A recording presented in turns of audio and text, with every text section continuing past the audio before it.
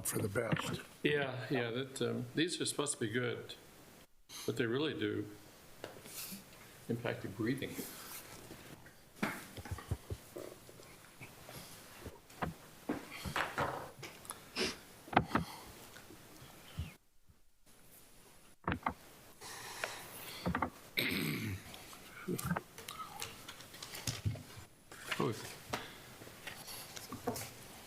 Are we all set up? I think we're ready. We're ready. Go. Okay. Yeah, good morning. My name is Jim Hanley. I'm the president of the Library Board of Trustees. Welcome to our January 2022 meeting. Let me start off with the establishing a quorum. I don't have my screen on, so. Everybody is here. Okay. So we do have a quorum. Now, typically what we do at this point is to introduce the board members, doing it alphabetically. But this time I'm going to start off a little bit differently. And I'd like the new board members to introduce themselves, maybe give a little bit of background, brief background, your experiences, and then we'll continue on alphabetically, starting again with Michael and so forth. So I think, John, you were first, alphabetically, at least 1 to 2. All right. That's it. I'm John Johnston, and I've been living in St. Mary's County for 41 years, and I worked for 10 years with the Enterprise, and I've been working with the SMECO for about 20. And, been doing writing, some PR, photography, web programming, web design, and newsletters. Okay, thank you. Tom?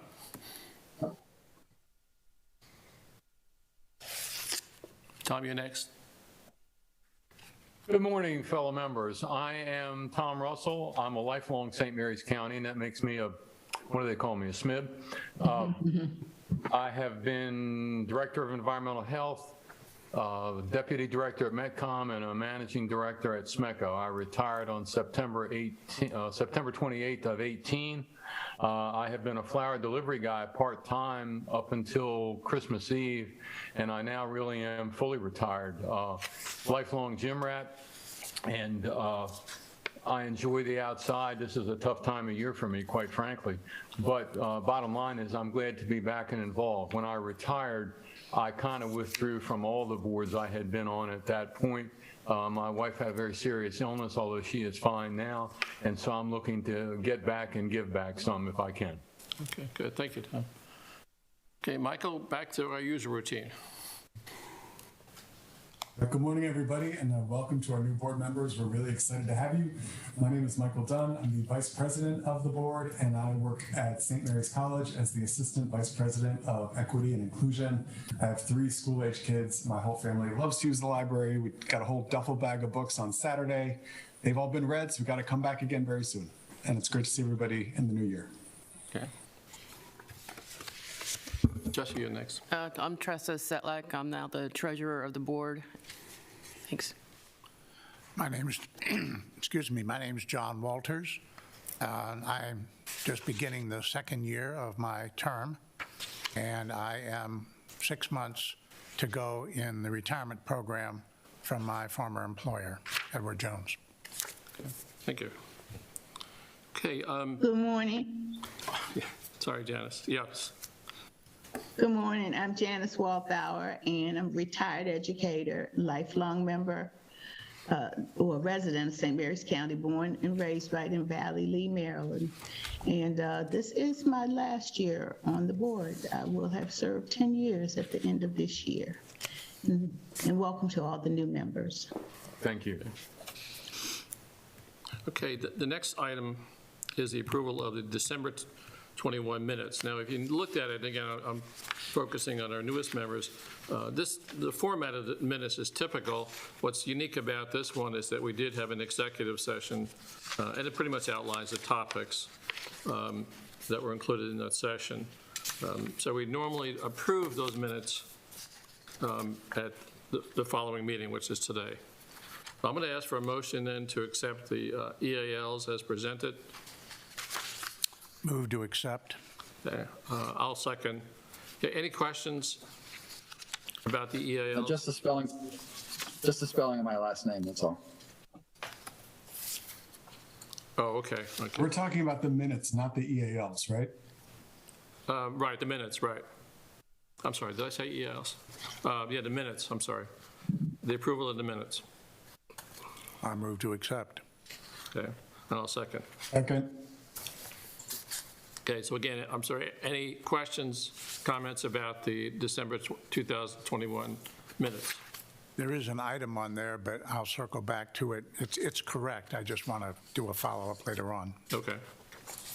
Okay, again, we'll, typically, again, for the newer members, we'll conduct a voice approval or denial, if that's the case, where we deal with issues which really are more substantive that we may require a hand vote. So I think, and again, this situation, I'll just simply ask for a voice vote. So all in favor of approving the December 2021 minutes indicate by saying aye. Aye. Aye. Aye. Opposed? Okay, the motion carries. Okay, now we're on to the EALs. And before we get into that, Tressa, why don't I just update the group on the whole treasurer issue? So I'll follow up with on the following one, actually the next two items. But the EALs, of course, are expenses incurred since the last meeting. As you can see, they're relatively light for obvious reasons. So I'll go ahead and make the motion to approve the EALs as presented. So if I get a second? I'll second. I'll second. Okay. Any questions or comments? I have one note for you on those, and you'll see that Grimm and Parker are 8,000. That is going to be a Friends of the Library expense, not a library expense. Okay. The Yep. Friends have given us $40,000 in December, and obviously we're, as always, very grateful for their contributions. And the remainder of that money will go towards the Hoopla app, which has now run through the amount of money we have allotted to it, and so we need to put a bit more into the account to continue to offer the Hoopla service. And for our new board members, Hoopla is an app that provides ebooks, digital audiobooks, movies, television shows, music, and it's a pay-per-use app. The advantage is that the titles are always available. The kind of disadvantage is that we can never predict exactly how much it's going to cost us, because every time somebody downloads something from it, we pay a figure ranging from 99 cents to $3.99. But it is a very popular app, and we'll continue to support that. Michael, I apologize. I missed the opening part of your statement. Which dollar amount is that on the EAL? 18,000 for Grimm and Parker. 18? Got it. Yeah, Thank you. it's the largest amount on that list, but, okay, all in favor of approving the EALs as presented, please indicate by saying aye. Aye. Okay, have I heard all the voices? Okay, well. Yes. Okay, well, motion carries. We have sufficient majority. Treasurer's report, and again, I'll expand a little bit for those newer members. The boards that represent the trustees are threefold. One, president, vice president, and treasurer. And we really had a lengthy discussion in the last meeting. What is the role of the treasurer? In particular, is there a need to maintain a treasurer function? All of this is predicated on, again, we have funds that are really under the management of the trustees that are usually provided through donations, contributions that are not necessarily designated, but become a resource for different programs or efforts that we maintain. In discussion over the last couple of months, but certainly highlighted last month, really was a decision, well, do the trustees really need to be managing these funds? Because they were really established prior to the foundation, but they really are like the foundation in the sense that they provide resources above and beyond the budget funds that are available to the library. So we agreed basically to transfer those funds to the foundation. Now, again, we have to ensure the foundation is willing to accept that. But in order to accomplish that, it really is going to take more time than we realized. So we did appoint a new treasurer. Again, that's Tressa. And we'll begin now the process of transferring those funds. Just again, will take some time. I won't get into the details, but it's going to take a little bit of time to accomplish that. So again, typically the Treasury report, even prior to this decision, was only provided once a quarter, so we wouldn't normally provide a report anyway.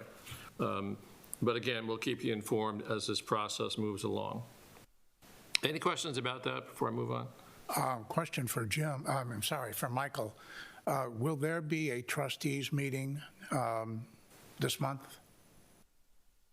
I'm sorry, I didn't mean trustees, the foundation meeting this A month. foundation meeting? Yes, Yes, I think we're on the books for next Wednesday, I believe. okay, all right. And we'll, So we'll talk more about that transfer process then. that's what I was going for. Thank you very much. Okay, the next item is the SMERLA, and again, for the newer members, I would encourage everyone to go on the SMERLA website. It'll give you much more information on what the role of the SMERLA is, and I'm sure Michael would have mentioned that earlier too when he went over orientation. But fundamentally, the SMERLA provides services and support to all three libraries, all three county systems in Southern Maryland. And the board is made up of 3 members from each county. So we have obviously a total of 9. And so we're going through an important cycle, and I need to give you a little bit of background. One, in terms of the membership of the board, in fact, I just got a notice this morning that one of our board members from Charles County is resigning. So we're down in the number of board participants. Secondly, and I haven't reviewed the report with the CEO of SMERLA yet. I received it the other day, but to some of you, of course, are aware that I've mentioned that the State Library Board was in the process of really changing the laws as it relates to what they call the regional libraries, and there are basically 3. Regional libraries are established principally to provide services to libraries within a certain area that are typically more rural and couldn't afford to really offer the kind of programs we do. For example, the system you use to access books and borrow books and so forth is provided through SMERLA. And the delivery of books that you order then is also handled through SMERLA. They do a lot more than that, but the State Library Board has really wanted to change the nature and structure of the regional boards and propose a draft laws that would change not only some of the functions, but also the makeup of the individual regional boards, and reducing it down from 3 from each to really 1 representing all 3 counties. And so that really was met with significant resistance by the 3 regional locations. One is in Western Maryland, one is in the Eastern Shore, and of course, SMERLA here. So they revised it. There was a meeting on December 1st, and they revised their proposal well, they didn't revise it. They provided a summary of what came out of that meeting, what the recommendations from that grouping, which was, again, representatives from all 3 regions, as compared to the original proposal. It was substantially changed. Now, what will happen? You have 2 alternatives, and how they will treat it is unknown because at least in the immediate future. So I don't know what's going to happen.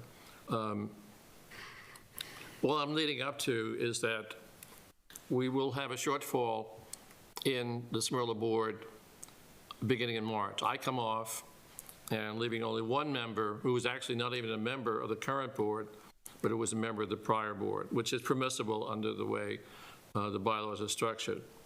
So what I'm getting to is that we do need more representation on the SMERLA board.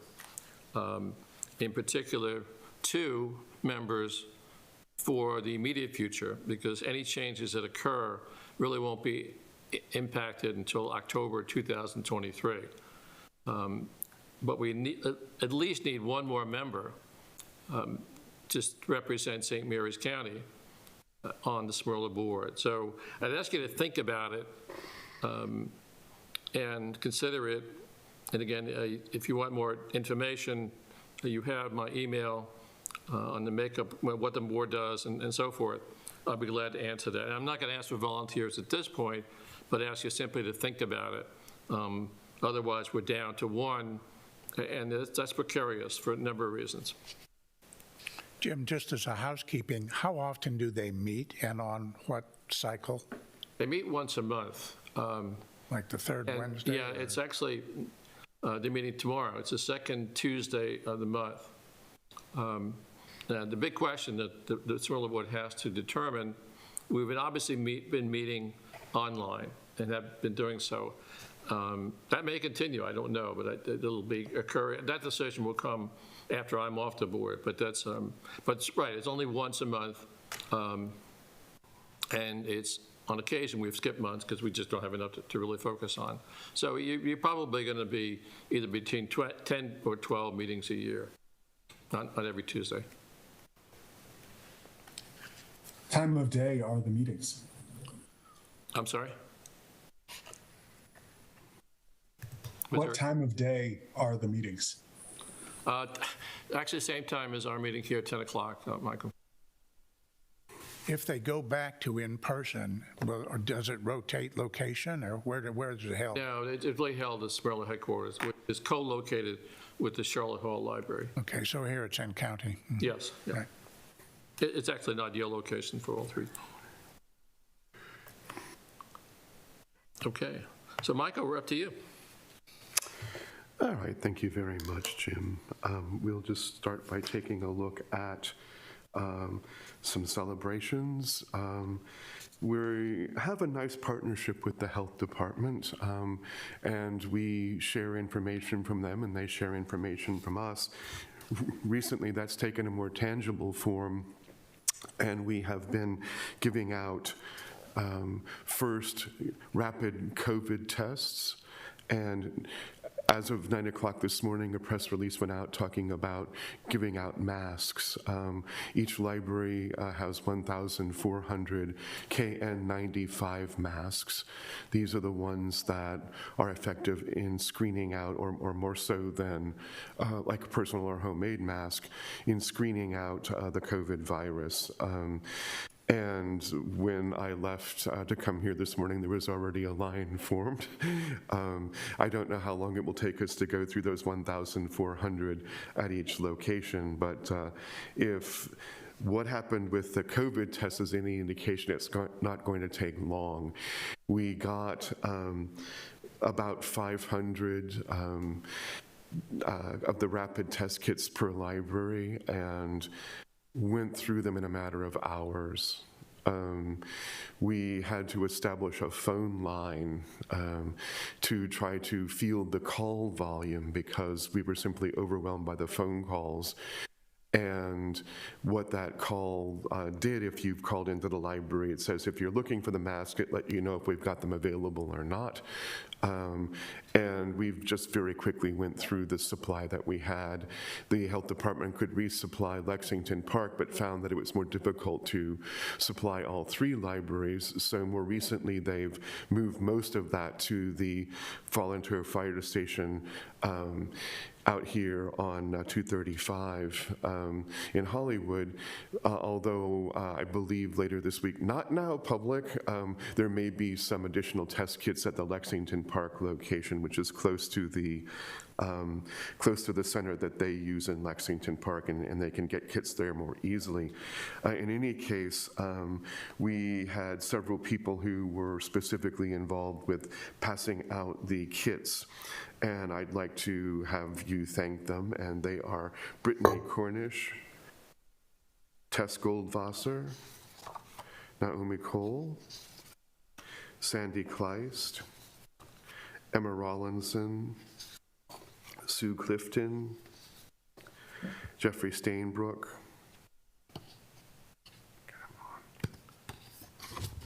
A.M. Dillon, Allison Guy, and Kathy Fabian. And this is for supporting our partnership with the Health Department and working with short notice through high demand to distribute COVID-19 rapid test kits to over 1,500 county residents. And thank you for your outstanding service. Moving on to... Michael? Yes. Before you get into the stats, how did the warming shelter program go? They never, for those of you who might not have heard about this, we had a day when the temperatures plummeted down into the teens, and about 15,000 county residents were without power because of the heavy snowfall. And it was asked, could we use the libraries as warming centers overnight? And of course, we agreed to that. But they never ended up having to do that. I believe that enough people got power back that they just said, this is not necessarily something we're going to have to worry about as much. But in the future, should there be an emergency, of course, we'll be open to serving as a warming center in our lobbies, in our meeting rooms, probably not in the library itself, just because we wouldn't necessarily have library staff in an overnight kind of capacity. The emergency department would take care of that. But let's hope we don't have to have that. But if we ever do, then the library spaces will stand by ready to support our county as always. Thank you. Michael, I have a question to you. If I may interject, that was a real godsend as it happened. What was going on is that Cedar Lane housing for the elderly was without power at that point, and we weren't real sure what was going on. I had been asked to intercede simply because I was a long-term board member there, and fortunately, power was hooked back up, I think, about 6:30. But the issue was there were 200 at-risk elderly that may very well have had to have been moved. So it was very fortuitous that it worked out that way, Michael, and thank you. Well, of course. Michael, did any of the libraries themselves lose power briefly? Yes, we lost power at 2 locations overnight. That was restored for the day. Of course, that can create problems for employees accessing their email and things like that. But the libraries themselves during open hours were with power. Okay, thank you. Yeah, Michael, again, I've been surprised at how rapidly this latest variation has really spread through. Has it impacted the staffing in the libraries? I was going to get into that later, but sure, happy to answer the question now. Yes, we have had at least 5 recent cases of staff testing positive. We're fortunate in one way that it happened over the holidays in that those employees had not been in contact with their fellow employees in a time that indicated there could possibly be transmission in the library. So we've notified anybody that they were around. Those people are monitoring for symptoms. The main issue has been that if we have enough people, and we got awfully close at Lexington Park, where if we have enough people who are out, we can't necessarily have enough people to staff the library. We'll never staff it with less than 3 in the evening, for example. If we are forced to go down to 2 or 1, it becomes a security concern. So while we haven't yet had to curtail any hours recently, unlike we did once this past summer at the Leonardtown location when we had a possible scare. Fortunately, it turned out that everybody tested negative and we were okay, but we did have to close the library for a couple of days. So far, so good, but we are monitoring this situation and we're very concerned about it. Library staff have been masking throughout. We are doing our best to make sure that people are staying safe. I should point out that none of those recent transmissions of library employees were in branch. They were all from outside sources. But yes, we're concerned about this. Okay. And knock on wood that we don't have to close, but I'm sure the public will be understanding if comes the time we do have to. Other questions before I move on? All right, well, let's go into the statistics then. Continue to be good news with the physical circulation. You see that while it is not up as much from last quarter, which would be October through December of 21, as opposed to October, December of 20, the year before. Only 8% in terms of the overall circulation. Notice that the original circulation, that's people coming in and getting something as opposed to renewals, is in fact up 50% over the previous year. So we've got a lot more people coming into the library and getting materials. Overall, the mobile hotspots are continue to be quite hot, Our digital circulation, not surprisingly, is not up as much. What we saw is a huge increase when the library was closed for several months in the spring of 2020. But we did see a large increase then. What we're anticipating now is that we'll continue to see small increases in digital, but that a lot of people have discovered it. They'll continue to use it. We don't anticipate, even once the libraries, once COVID is gone, we're not anticipating our digital circulation going down. It'll continue to rise, just not in the meteoric way it did to start the pandemic. So no surprise that that circulation is not up quite as much. We are starting to have a little bit of an increase in programming as well. We actually did have a couple of in-person events, and those we're being very careful about. Overall, though, we're pushing back a lot of in-person till at least April. We were hoping to start more this month in January, but with the Omicron variant, we decided to go ahead and just wait, especially for our younger crowd. And not surprisingly, meeting room use up quite a bit, since the meeting rooms were not really open much at all in the previous year. Visitor increases, as you see, just way, way up. People coming into the library again. We're still not back where we want to be in pre-pandemic times, but then we haven't yet had a time when we've not been during the pandemic, so we'll continue to monitor that. Computer use up, really starting to see some return to more normal statistics, but still not there yet.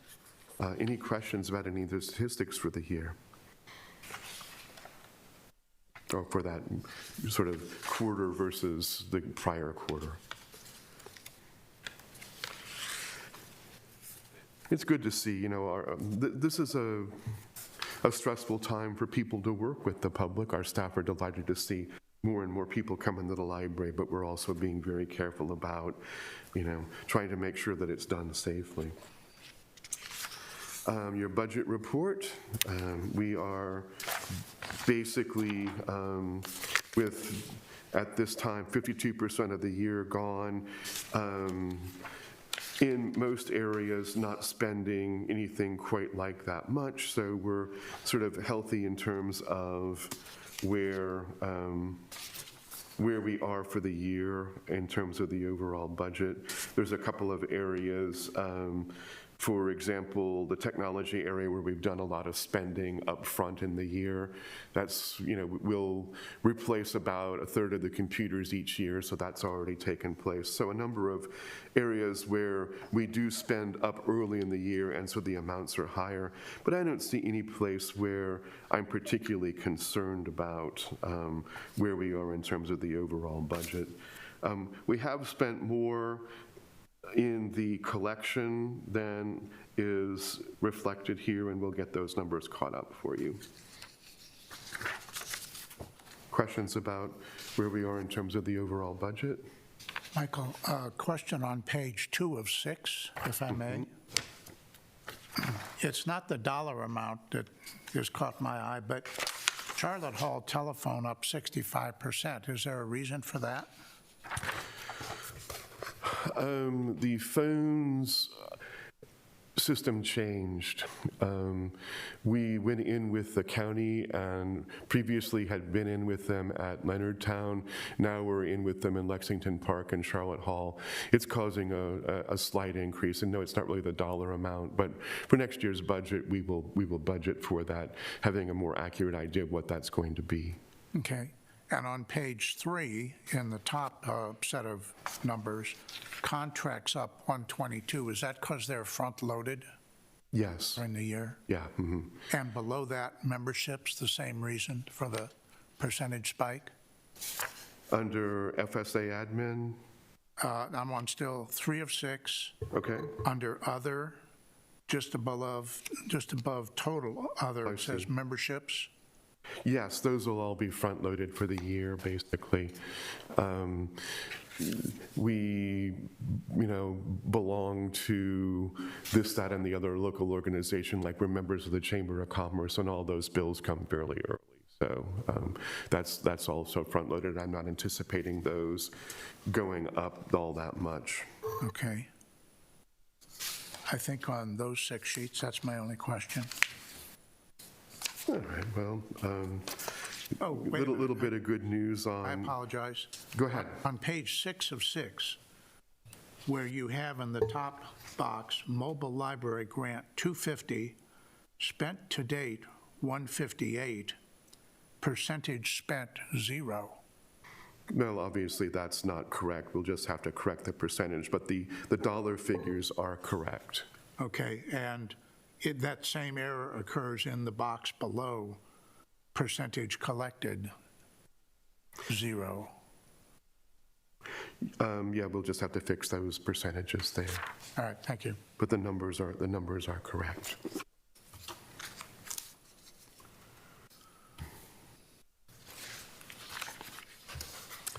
All right, well, moving on to the new COVID protocols, the state did some changes in its recommendations. The state went to face coverings in all of its buildings, and the county followed suit.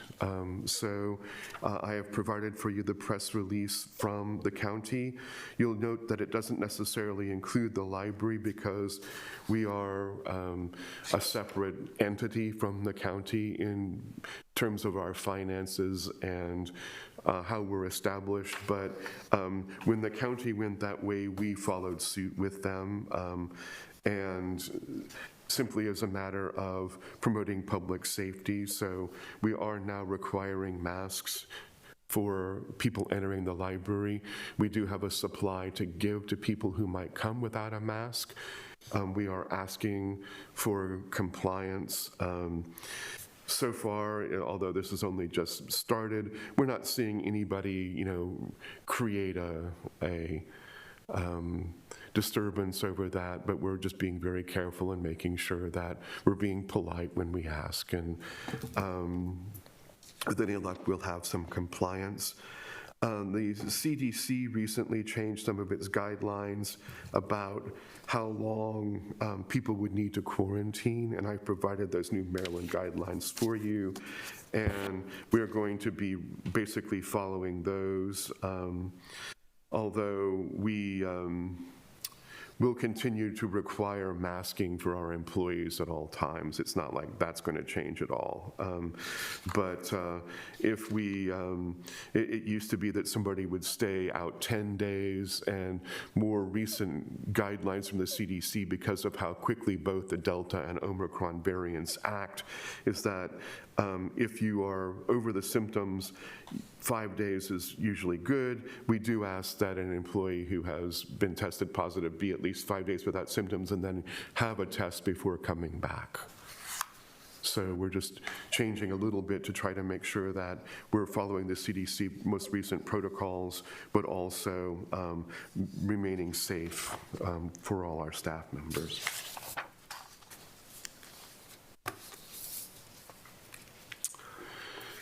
The facilities master plan is ongoing. We saw another draft last week. It's 96 pages long, and I haven't shared that with you.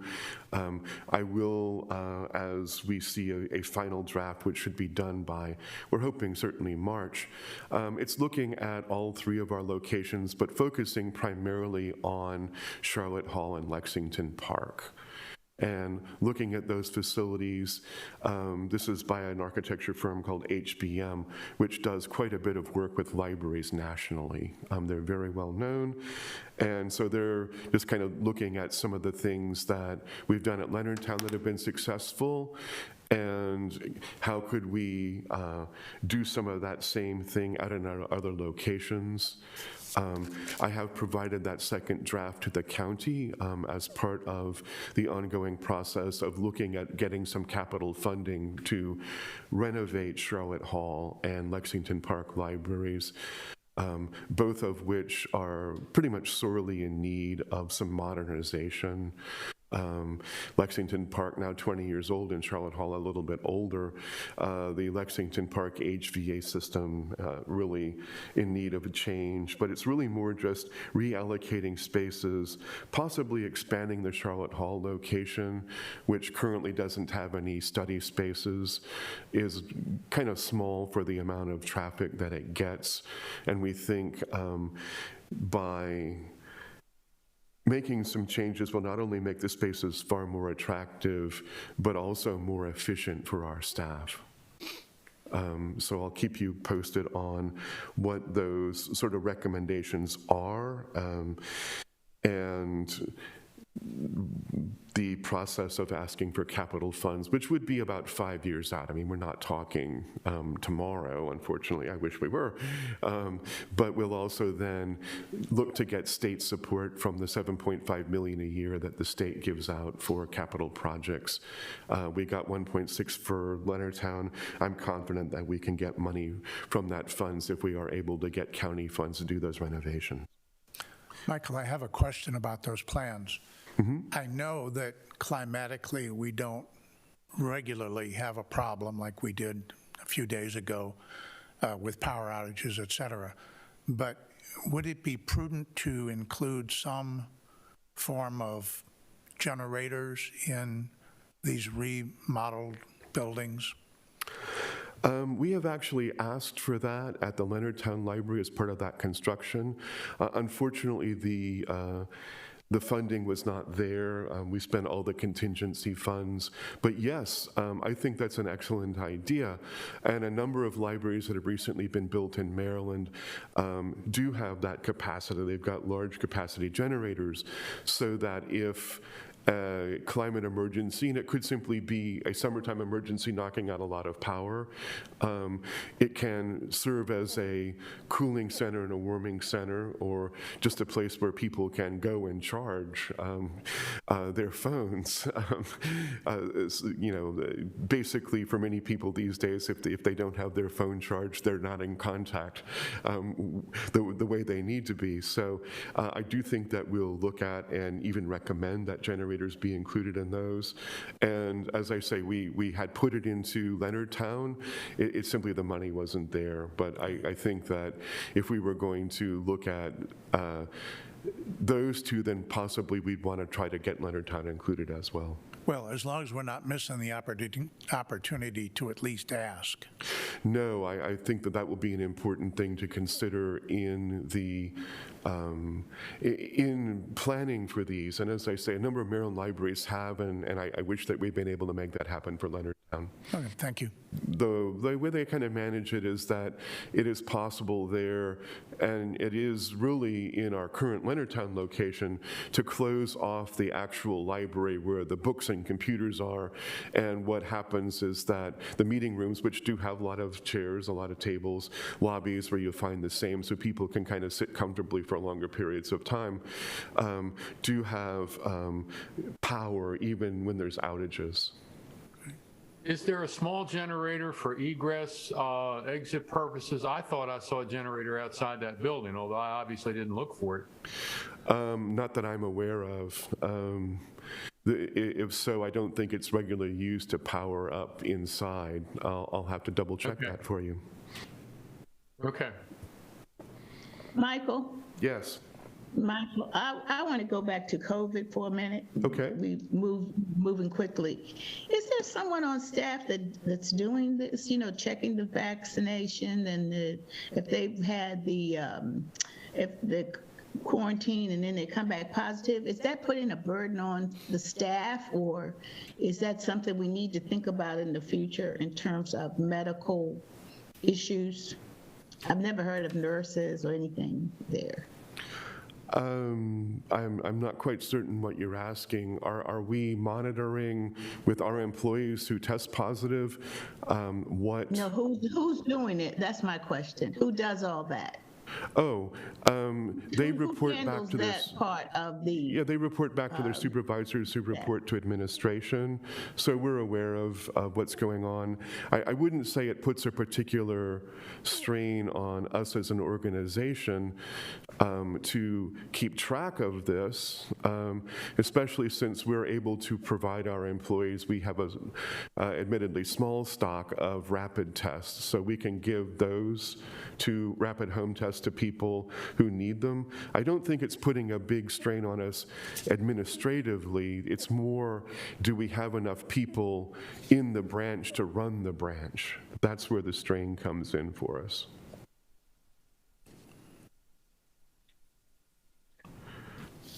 Okay, that's just putting that out there. Yeah, and so as I say, we're able to know when the last person, when a person who has tested positive, when the last time they were in the branch was. And as I say, we've been kind of fortunate so far in that the people who have tested positive had not been in the branch in a time that they were really at all likely to have infected anybody. But we do notify employees. All right, monitor yourself for symptoms. Just to reiterate that while we have a few people who are not 3 times vaccinated, almost all library employees are. And we'll continue to stress the importance of vaccinations, and very grateful to our county for including the library in this. I wanted to ask along similar lines as Janice's question, how the new COVID protocols are going over with the staff. How is morale among the staff during this time? How are things going? Well, I'm not going to say that people are not stressed, especially if we're seeing that we can't necessarily have everybody in the building that we'd like to. It puts extra work on those who are there. I would say that by and large, morale is good, and certainly we have people who are willing to face the challenge. But is this a stressful time? Absolutely. And do we know that staff really need extra support at this time, and to do what we can for them? And the answer to that is yes. All right. I hate to pick at this, but I have to go back to what you said earlier. Are there unvaccinated employees? We have some employees who have medical exemptions from vaccinations. So in one case, for example, the person got the first one and had a very adverse reaction and couldn't get others. Sure. We, by and large, are fully vaccinated. I would have to do another factoring for you. I believe we're at 92%, though. I think there's 3 at this point, although I'll go back and double check that for you. Well, then that kind of segues into my next question, which is, are those unvaccinated regularly monitored via testing in some way? Yes, they are. If they're not vaccinated, they have to have a weekly test. Okay. So, Michael, I appreciate your honesty about how folks are doing, and I think that's something people are feeling in many sectors these days. Do you have any thoughts on what we as a board can do to support the staff? I mean, I'm thinking about the hip hip hoorays you described earlier, and folks going above and beyond their duties to provide help with the testing kits and things like that. Any thoughts on what we as a board can do to help support the team? Well, I'll say you just did one thing, which is give a 1% COLA for the remainder of the year.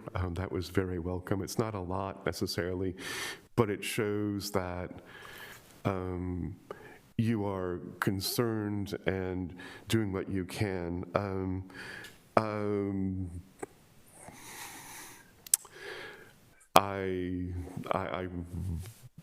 I see some chats here. Hang on a second. It'd possibly be that 76% of staff are vaccinated. It used to be a lot higher than that, Belinda.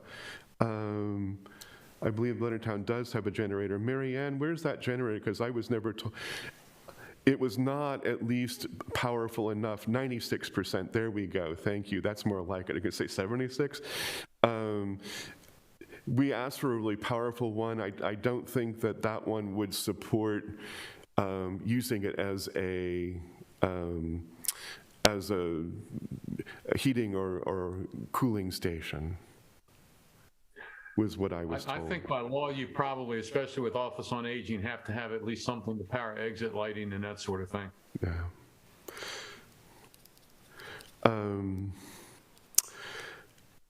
I don't know. Let me think about your question, Michael.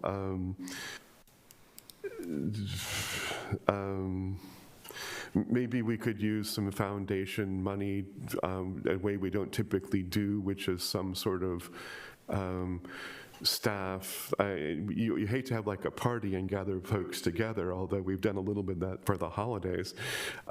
Just some sort of little something that each staff member could have as a token or appreciation or something along those lines. We'll have to, let me think about that, and I'll get with with Mary Ann and our branch managers and think about something that might possibly be just something small that you could do to show that you're concerned at this time. But as I say that 1% COLA is certainly gratefully received. And Michael, admittedly, my input is on a very small sample, but I see no reduction in the services as a customer, as someone who comes in there, although I do see lines at the desk for people to ask questions. So I think it's a credit to them. I know they're under stress, I can imagine it, but it doesn't show in their faces and their handling of their jobs, and they should be commended for that. Go back to I have a suggestion. Mary Ann, I was going to say, go back to you here, and thank you for that, Jim. I don't think that there has been any diminishment in service other than we're not able to offer that in-person programming that we know people love. Go on, Mary Ann. I was just going to suggest that if any of the board members are in the library as customers, make an effort to go around and thank people that you see working. They don't necessarily need anything other than a thank you. I think they appreciate that. And certainly that. And make an effort to visit all 3 branches, not just your regular one, if you can. And a couple of you are new, so you probably haven't had an opportunity to meet a lot of our newer employees. So do introduce yourselves as a board member. I think that's an excellent suggestion, Mary Ann. It's just a thank you. And if you want to send a signed card, I know that's difficult to arrange during a COVID time, but or individual thanks, just written as a card, would also perhaps be appreciated.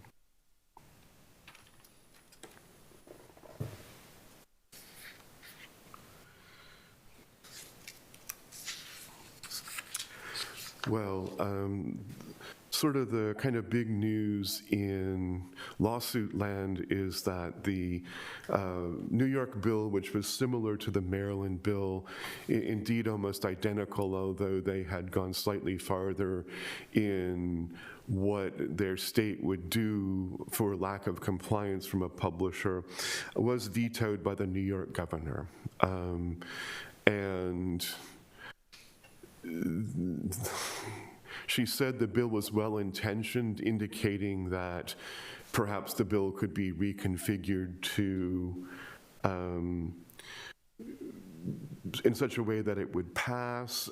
It is unfortunate in that in her veto language, she basically just repeated the claims made by the Association of American Publishers about Maryland's bill that, well, this is copyright is a federal thing. And we have notable exceptions to that opinion that we've put forward in Maryland and that the American Library Association has put forward from their council. So I think it's unfortunate that basically in that veto, she simply parroted the language of one side. And in New York, one state senator voted against the bill, but a total of over 300 voted for it. So we're seeing at a state level great concerns about this digital content in libraries and the fact that it is kind of stacked against us in terms of how the licensing and prices work. Massachusetts, however, is continuing its effort. They have a bill under consideration now, and it's going to be, my understanding is, it is going to be amended in such a way to try to establish libraries as consumers, and that we shouldn't be considered separately as some sort of entity. I mean, there's no law that says libraries have to be separate from consumers and how licensing is done. So they're trying to finesse that situation. We do have a hearing coming up in February. The Maryland Attorney General is challenging is going to respond to the challenge that the Association of American Publishers made about Maryland's ebook law. I don't really want to talk much about what the arguments are going to be since it's an ongoing lawsuit. I will say that we have testimony from practically every county in Maryland and many, many other stakeholders as well as to why our position on this bill is correct. So we'll just have to see in February what's going to happen with it. My sense is that we have a good chance of winning this, but even if we don't, we'll have shown here and in New York as well overwhelming state legislative approval of changes. Why are libraries being charged so much in comparison to what we pay for print? States are the ones who are buying this content. It's tax money that goes to pay this, so they have a fiscal as well as a social concern about what costs are for libraries for digital content. And we'll just have to see, as I say, what's going to happen in February. My hope is going to be that we are able to keep that bill in place. If you ask me then what's going to happen next, I'll tell you, if the bill is in place, we're not going to be suing any publishers. We're not going after them. That's never what the bill was about. If a publisher were to try to withhold content, we're not going to sell to libraries anymore. We could have the bill as a backstop to that, say that that would not be legal in Maryland, challenge it in Maryland. But short of that happening, I simply don't see anything happening. We are hoping that the publishers, if that bill is in, or even the law is in place, or even if it's not, will come and negotiate. Frankly, I have no knowledge of any time they've openly said to libraries, what would be fair? They usually just come in and say, here's our new terms, take them or leave them. And I know that the American Library Association has sent delegations to the publishers every year for the past 12, 10, 15 years to talk specifically about this issue. It's never produced any solid results that benefited libraries. So it's still something that's going to be going on, and ultimately by having action in many states, possibly even New York redrafting its bill, what we're hoping to show is the need for federal legislation to redress what has become an imbalance in copyright between the holders. Libraries absolutely respect that. We're not against the publishers, we're not against the authors, but we feel like they're not being fairly charged. And so there's an imbalance there between people's right to know, people's right to get content, and the rights of the holders. So we just need to see, I think, ultimately that handled at a federal level. Why would you wait for this to gain traction in multiple states before you decide to use that as an example for federal legislation? Why not parallel track? It would be a question of who would bring the law, who would bring that forward. I don't think any libraries in Maryland are eager to make that legal challenge to a publisher under the law. I don't think that the Maryland Attorney General is. I think the feeling right now would be, all right, the law now stands and you've had a chance to challenge it. The question would be whether any publisher then, as opposed to like a lobbyist, would step forward and try to challenge the bill directly as a publisher. But I'd say that the aim of the bill was never to create a legal challenge against the publisher. It was to try to say, hey, we're here. We want you to talk with us. Let's have some negotiations. I think that's the aim of the bill, and not to try to force anyone. It could take years, for one thing, to resolve something like that. And it could be very expensive. So I would say that those are the main reasons why not immediately in Maryland. Okay.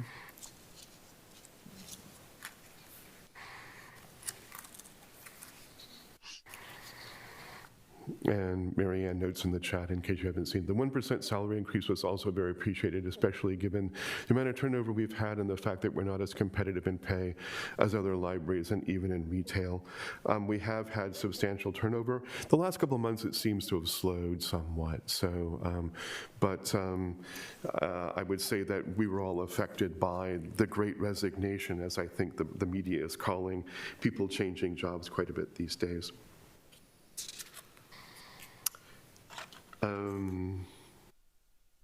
We do have one more thing, and that is the fiscal year 23 budget submission. And I've given you kind of a sense of exactly what that might look like. This has factored in everything that you approved in December for us to ask for.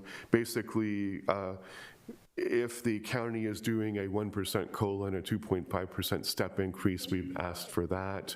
We've asked for 2 FTEs to support the mobile library. That's pretty much it in terms of increases. And you'd see roughly what that would look like. The other thing is that I have put in a guesstimate, and it's very much a guess, of an additional $30,000 in state funding. I think that's realistic. We know that we're going to get some money by law. The money is intended to offset forgiving children's fines, which we had by and large already done as an organization. So we don't really think that that's going to be necessary to cover that expense because we're already doing it this year. So that's a guess on what additional money we might get from the state. I don't know if it's accurate or not. We'll find out possibly by the end of this month. What the proposal is, of course, nothing's final until after the budget is finished, which can be May. So we'll just have to see what additional amount we might get from the state. And we'll be asking the county to support the 2 FTEs and whatever step and COLA they might give their own employees. Michael, to help me annotate the 2 versions here, let's look at the one where in the first block, personal services, 237.5. 1 second. Okay.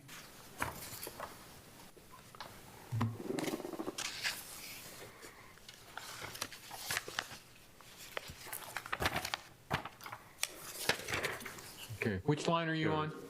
It's FY23 estimated budget is what we should be looking at. Okay, and I'm at personal services. 237,502. Find that number.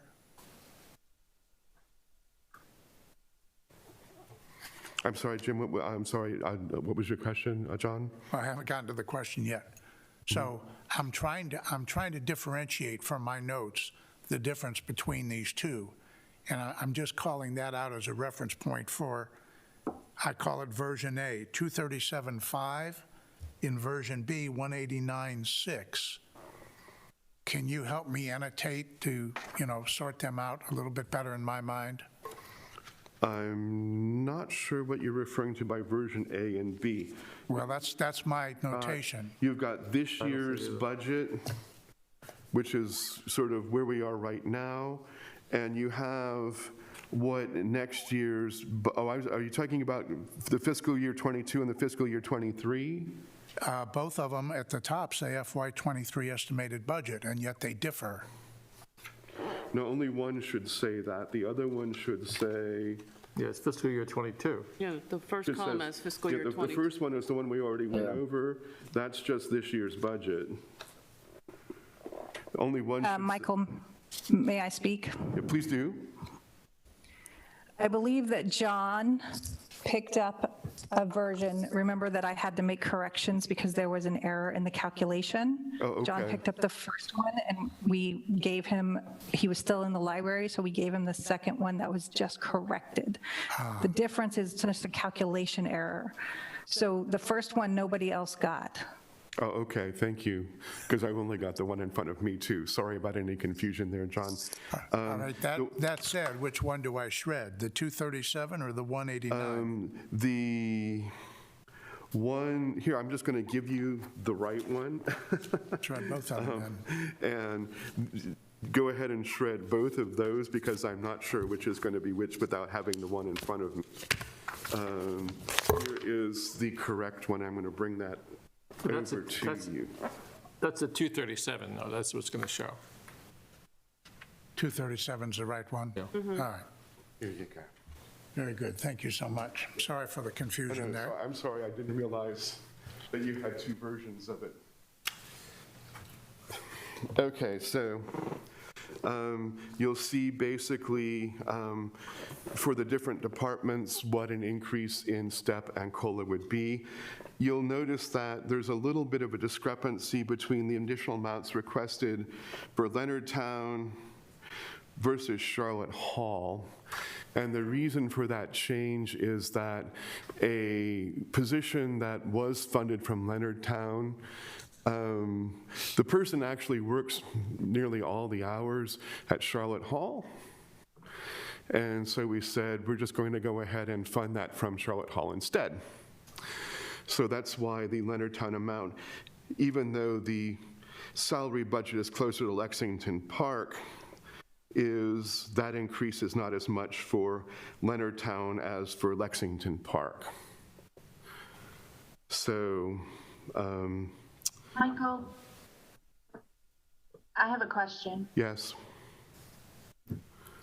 If the county decides, and this isn't my question, I had a staff person ask me, if the county decides to give a higher COLA than 1%, because of inflation and everything that's going on in the world, are we going to be able to match that? We're going to ask for whatever the county is giving its employees. So if the county this year says we have money enough to give employees a 2% COLA and a step increase, then that's what we're going to ask for the library. So we simply don't know that yet, and the county doesn't know that yet. They're still in the process of working through, what their budget's going to look like. Incidentally, our budget submission to the county is due this Friday, so we'll be putting that together based on the figures you see kind of in front of us here. Like the two items that stood out for me were wondering if the mobile library, if there's an item listed in there for the equipment purchase to go along with the hiring for the mobile library, and also whether we anticipate any increases in health insurance costs.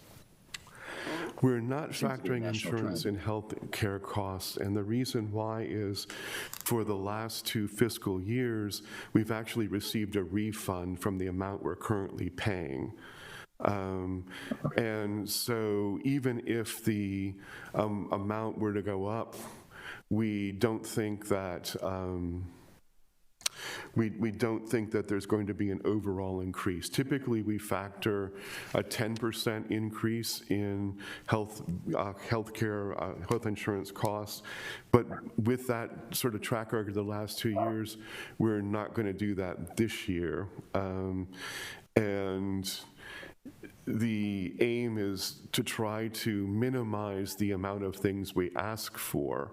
We'll ask for whatever we need, but we simply think that right now, that's probably not a cost that's going to go up, and that's what we're going to tell the county based on the past history. If the last 2 years we've seen that the costs weren't what we've been paying, I think the county may look at it and say, well, it's probably going to be the case again this year. So we'll just have to see where we are. At the end of this year, we'll know about next October, November, if that little gamble is paying off or not. And in terms of the mobile library, there's still a substantial amount remaining in the grant. And I'm also asking for some additional money. John gave me a grant opportunity that I have taken advantage of. I don't know if we're going to get any money or not, but we've asked for $10,000 additional from a local source.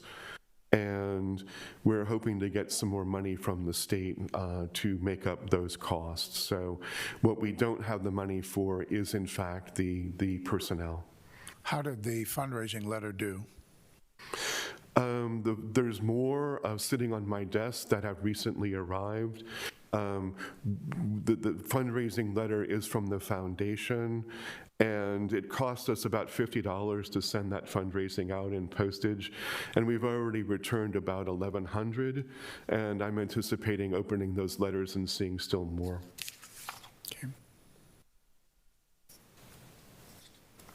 Michael, because the mobile library does represent nearly half of the increase in budget, at least in that section, any sense at this point, before the budget tells us, of the mindset of the commissioners now in terms of setting up a mobile library? It would have come informally, but do you have any feel for that? We'll know better once we've submitted this formal request. With the partnership letters we've had from the Health Department, from the NAACP, from the Social Services Department, and the potential outreach to the daycares and to senior centers, I think that we're going to have a lot of support for this from the public. And I believe that the commissioners will listen to that support and be willing to fund this as something that, especially right now, will take library services out to people who are maybe not as easily able to enjoy those services, get more books out there into neighborhoods, and even set up Wi-Fi in some areas or stations so that it's much more convenient for the residents of the county, especially who live in more outlying areas, to take advantage of library services. And, the homebound, we're hoping that maybe we can reach those. Daycare, certainly, where kids will really benefit from being able to have an easier source to get books. So I'm hopeful that they're going to be supportive of this as an initiative, especially since the money to fund it is all coming from the state and not from a local source, really, not from the county.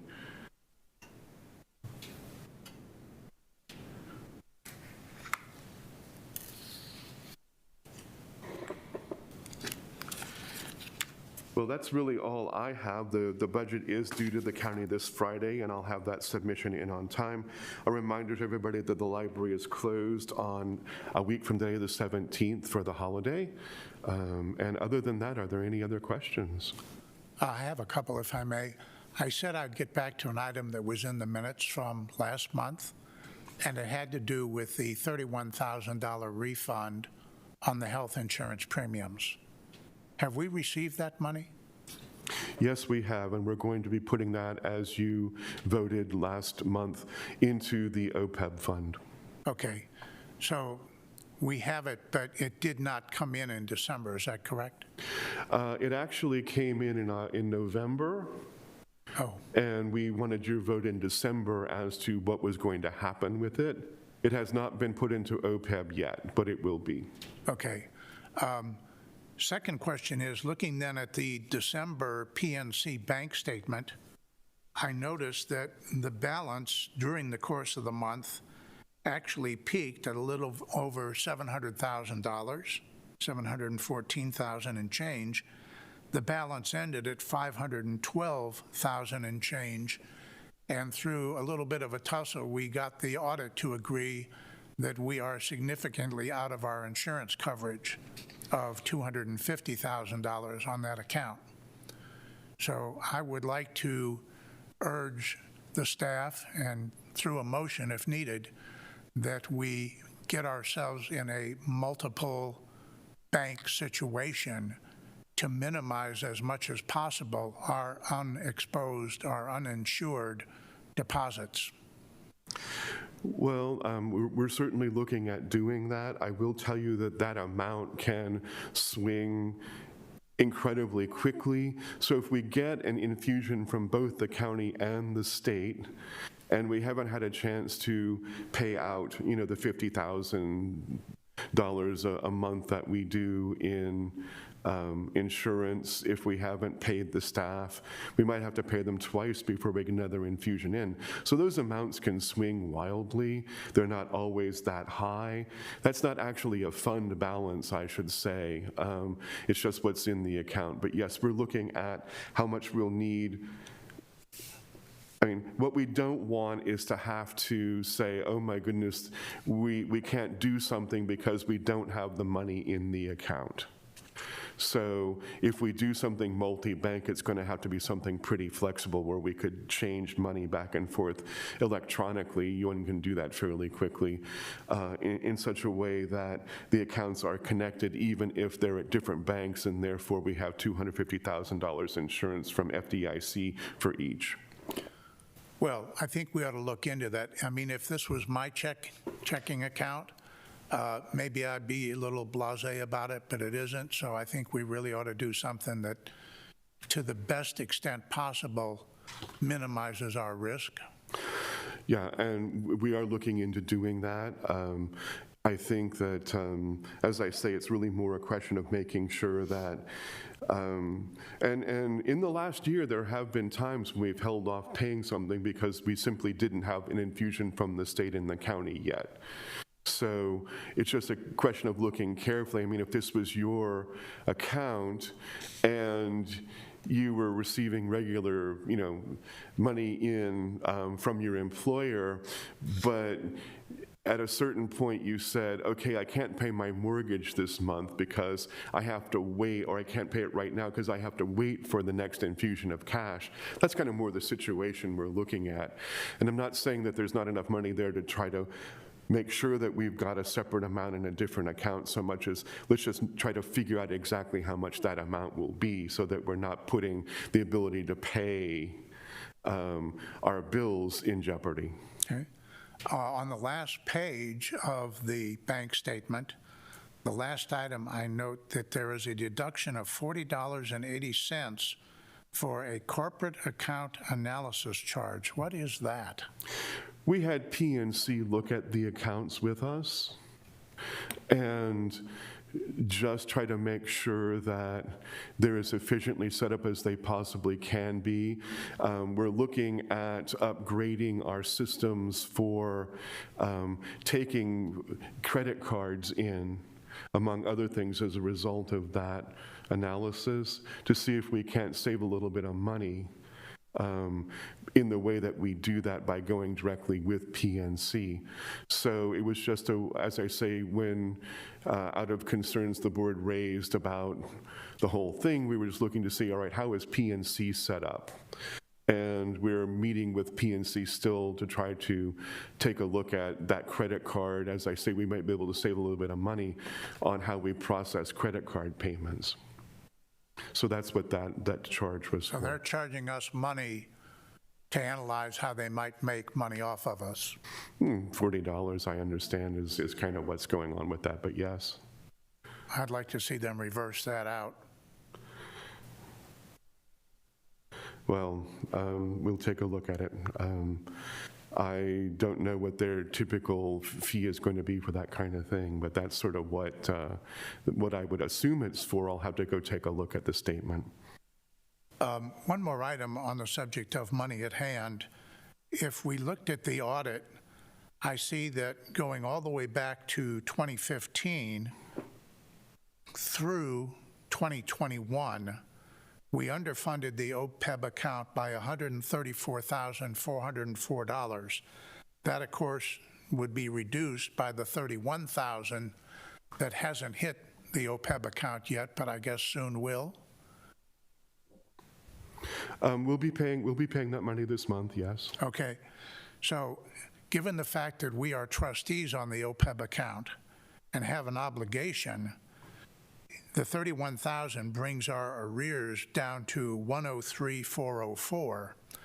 And I would like to have some serious discussion among the trustees about using available funds to wipe out the arrears, start with a new blank slate on that situation. Yeah, John, let me correct, 'cause I think we're getting, number one, we have to really recognize the role of the trustees vis-a-vis the library. I appreciate having a question about a $40 expense, but that's not a board issue. That's a question you have, which validly you can ask, but again, with Michael. We've already talked about OPEB over and over again. We're not going to have a discussion unless you want to raise it as a motion, which I will recommend against, about the OPEB account. We know it's set up not to fully insure it, and we've talked about this repeatedly. Even the county itself has said you don't have to. So again, we keep going over this topic repeatedly. I'd like to see us end this, and if you want to make a motion, that's fine, but again, understand where I think this will go. Well, before I do, will you explain why the county thinks, is that how that statement got into the audit, that we don't have to fund it? You've had experience with plans like this, John. Many of them are not fully funded.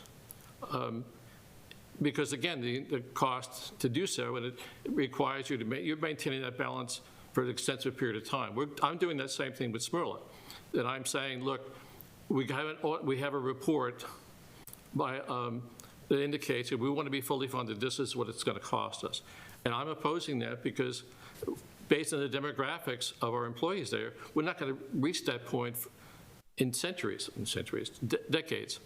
So again, I think that we've been satisfied, we've talked about this repeatedly, how that the OPEB is functioned, how it's funded, and how it operates. If we hadn't discussed it, I'd see it's valid, but I don't intend to bring it up to this board to have any more discussions about the OPEB fund unless there's something egregious that you feel or anybody else feels. But we've already talked about it, and we don't. Well, by not having that $134,000 in there working, all that money did not go to work across 7 years. Are you making a motion? I make a motion that this board, using available resources, wipe out our OPEB arrears. Okay. Do I have a second? Okay, the motion denied. Hold it. May I ask for a thumbnail sketch of the nuts and bolts of what we're talking about here? Because unfortunately, I'm lost in the forest at this point. Yeah. Sure. The OPEB account is money that was started in 2012 when we were still in with the county in terms of our finances.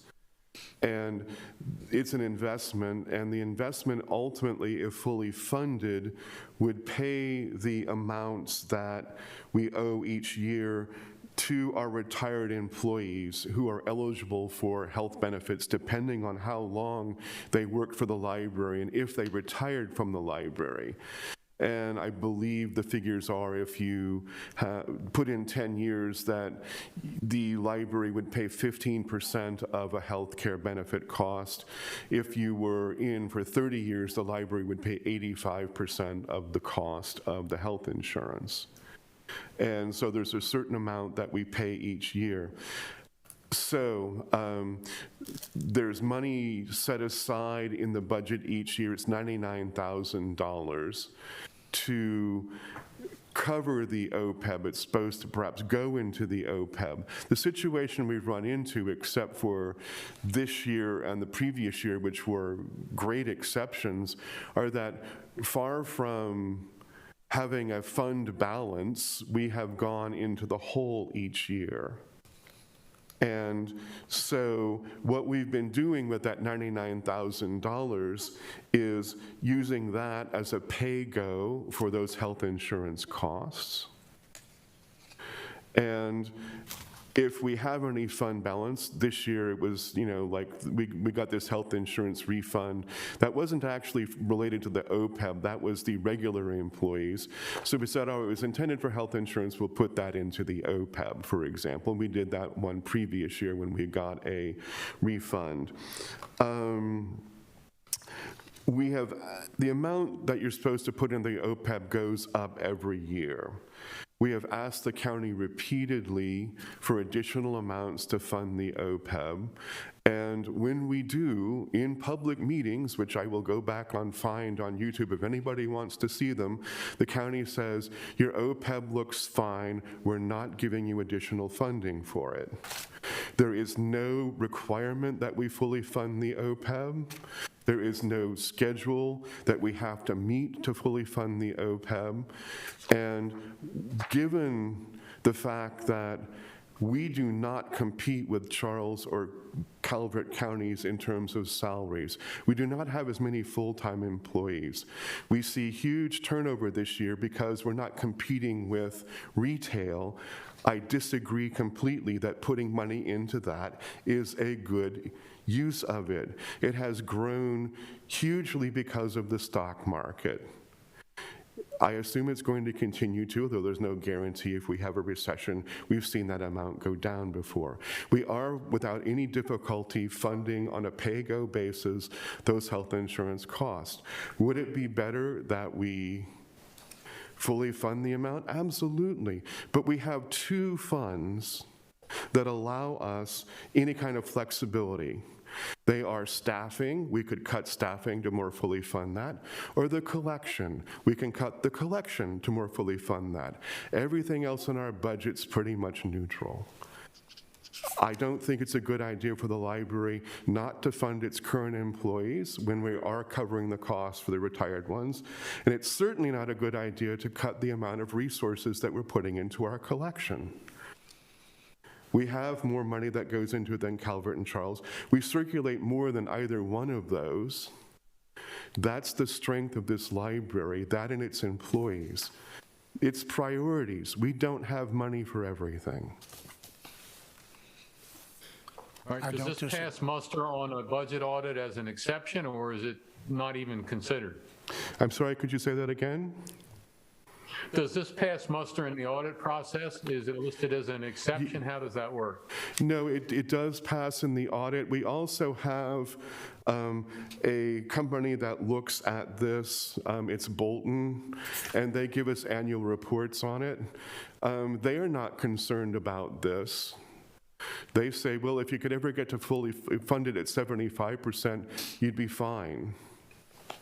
If you would like, you could make a motion to stop having increases and pay the, it would already, if you didn't want it to increase, pay the insurance amounts that we pay on a monthly basis for the retired employees. It's probably funded enough to do that. I'm saying that separate from the business decisions that you've brought up, the trustees have a different kind of responsibility. It's not a business decision, it's a fiduciary decision. Where's the money going to come from? You know, again, this is where we get sidetracked and move in different directions. We've already decided our practice and our policy from a board standpoint regarding OPEB. Again, many of these kinds of funds, I'm dealing with it as president of the smaller board, that we're not complying with a fully funded recommendation from the actuaries, because then we would have to utilize funds that we would better use to serve the 3 library systems. It's a decision and it's a decision that is made, and then we continue on. And if there's a need to suddenly, whether it's Merle or here, to increase what we contribute to those separate funds, then we'll have to deal with it. But, we've talked about this issue over and over and over again, and frankly, I'm getting tired of it. Well, then We've already let's discussed it. back fund it and take it off the No, table. we already and your motion was denied. Let's move on. We had a Any other question topic from for Tom this meeting? here. Is there any other topic for this meeting? Then the meeting is adjourned.